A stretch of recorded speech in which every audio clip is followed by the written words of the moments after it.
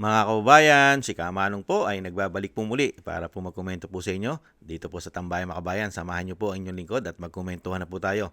Komentuhan po natin ito pong ating Vice President. Ito pong pahayag ng Vice President tungkol po rito sa isang mainstream media, mga kababayan. At dito po ay kinundi na.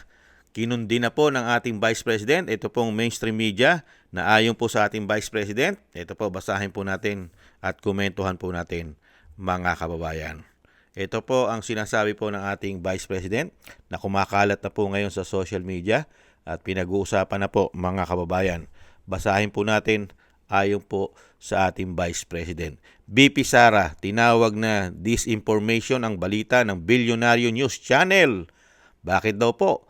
Ang paglalarawan kay Madriaga bilang aking ex-aide o bagman at hindi tama at mapanlinlang. Tama po yun, mga kababayan.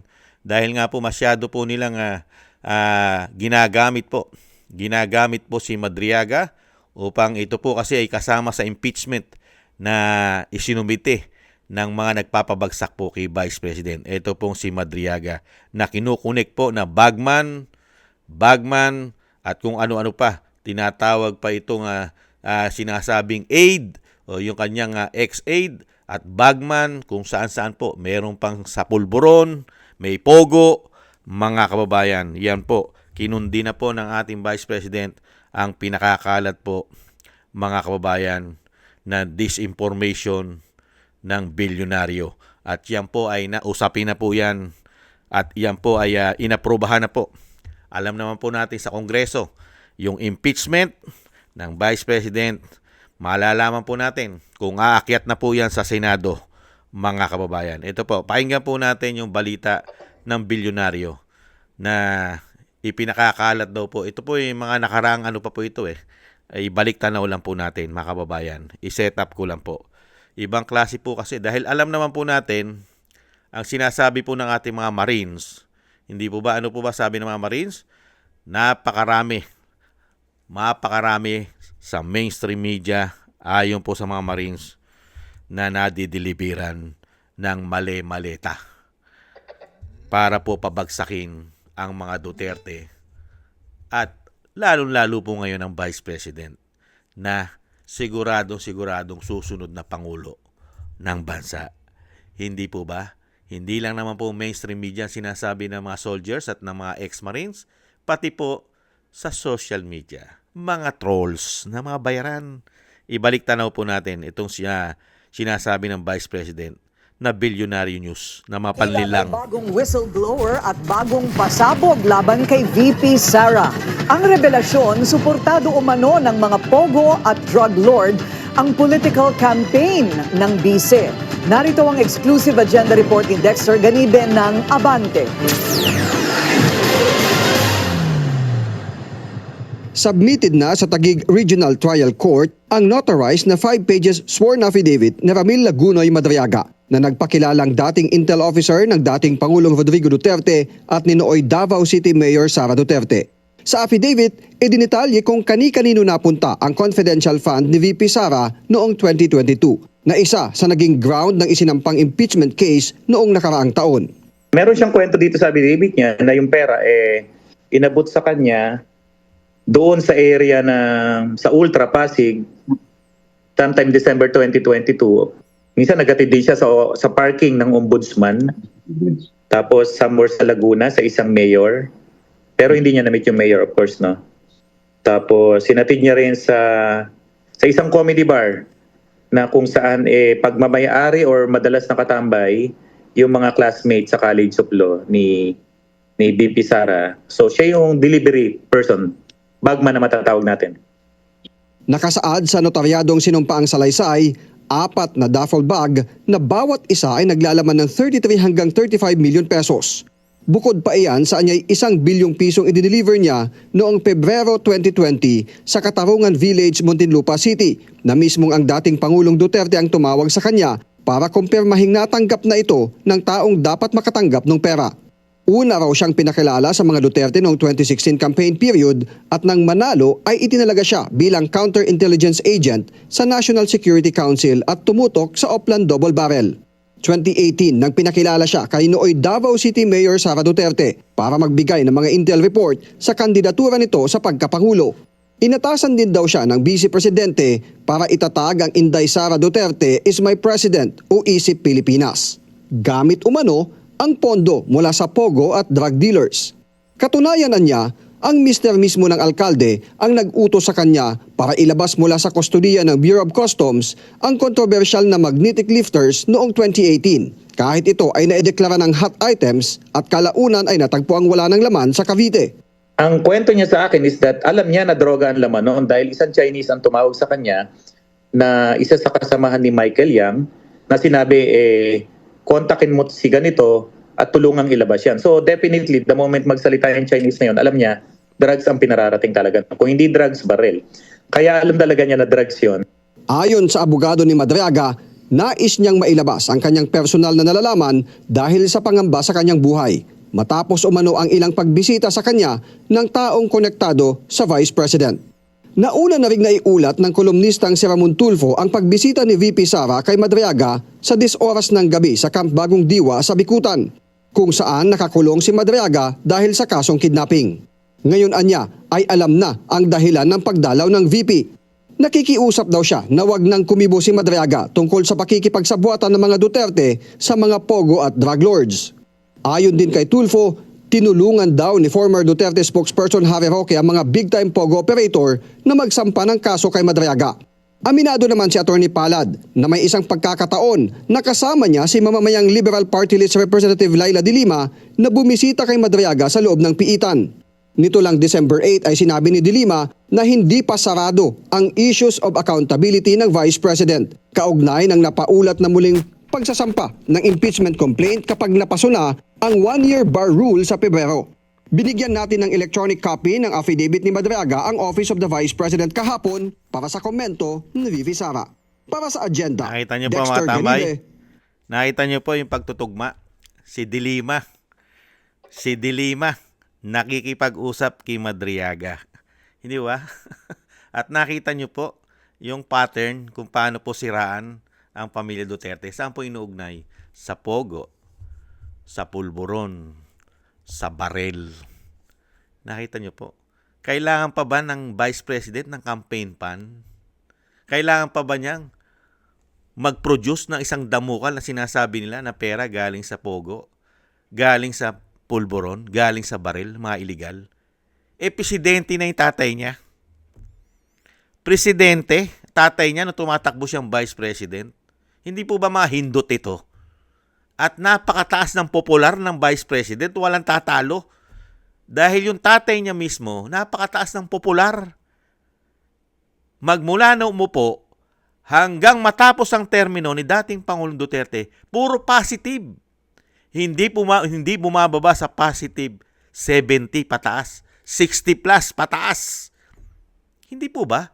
Hindi po siya katulad ni Bongit na tinatawag na bangag. Ngayon, puro negative. Nakita niyo po. Kaya tama po sinasabi ng Vice President na talagang dapat niya kundinahin itong malicious, napaka-malicious na balita na ginagawa po ng mainstream media. Katulad po yata nitong bilyonaryo. Hindi ba ano sabi ng Vice President? Disinformation ang balita ng bilyonaryo. Lalong-lalo sa sinasabing paglalarawan kay Madriaga bilang aking ex-aide o bagman. Hindi po ba? Kaya nga po ginawa ng Vice President. Ano po ginawa ng Vice President? Sinampahan po ng perjury cases. Ito po si Madriaga. Di ba? Sinampahan niya kanina. Dahil nga po sa ganito pong ginagawa po sabuatan po para pabagsakin, sirain ang kredibilidad ng mga Duterte, lalong-lalo ang Vice President, ganun din po ang kanyang ama, na pinatapon, kinidnap, gamit ang pera ng bayan dahil nagsalita na mismo ang mga Marines, ang mga ex-soldiers at ex-Marine, na ginamitan ng isang damukal ng pera ng buwis ng bayan para lang mapabagsak at maipatapon din ang dating Pangulo sa The Hague sa Netherlands. Hindi po ba?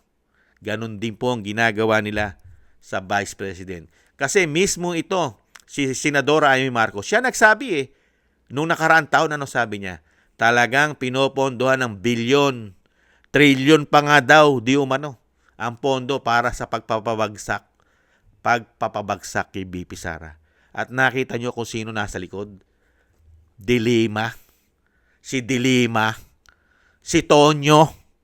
Si Dilima. Mga kababayan, sila. Kaya nga po mga kababayan, ito pong ginagawa nila sa mga Duterte at sa ating Vice President. Puro po kawalang yan. Puro po pangsariling interes. Dahil pare-parehas po silang mananagot. Hindi lang po sa atin, lalong-lalo po sa batas na pinagagawa po nila sa ating bansa. Puro kademonyohan pagnanakaw ang pinagagawa po ng mga hayop na yan, di umano, para lang siraan at pabagsakin ang Vice President. Sana rin po mga kababayan ay dumating din po ang panahon pag naging Vice President po, pag naging ang ating Vice President ay naging Presidente, lahat po ito, dapat po ito masilip at maimbestigahan po lahat ito. Lalong-lalo po ang mga mainstream media.